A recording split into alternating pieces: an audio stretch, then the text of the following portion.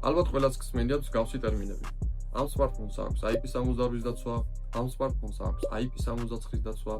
რეალურად კი რას ნიშნავს მოხმარებლების 90%-მა არის.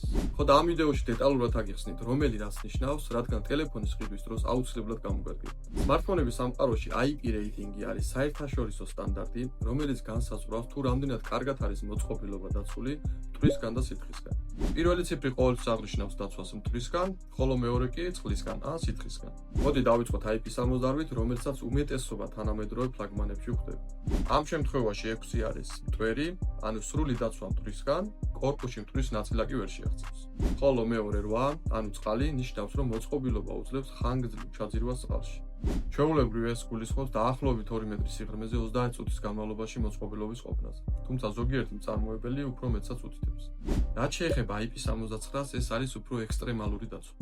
6 აქაც არის სრული დაცვა მტვრისგან, ხოლო 9 ამ შემთხვევაში ნიშნავს სრულ დაცვას მაღალი ტემპერატურის და მაღალი წნევის წყლის ჭავლისგან. ეს რეიტინგი ნიშნავს, რომ ტელეფონს შეგიძლია მიუშვიროთ ცხელი წყლის ძლიერი ნაკადი და არაფერი არ დაემართება. და ბოლოს რომელი ჯობია? თუ ყოველდღიური მოხმარებისთვის გინდათ, რომ ტელეფონი შემთხვევით წყალში ჩავარდნას გადაურჩეს, ამისთვის IP68 სრულიად საკმარისია. IP69 გჭირდებათ მხოლოდ მაშინ, თუ ექსტრემალურ პირობებში მუშაობთ.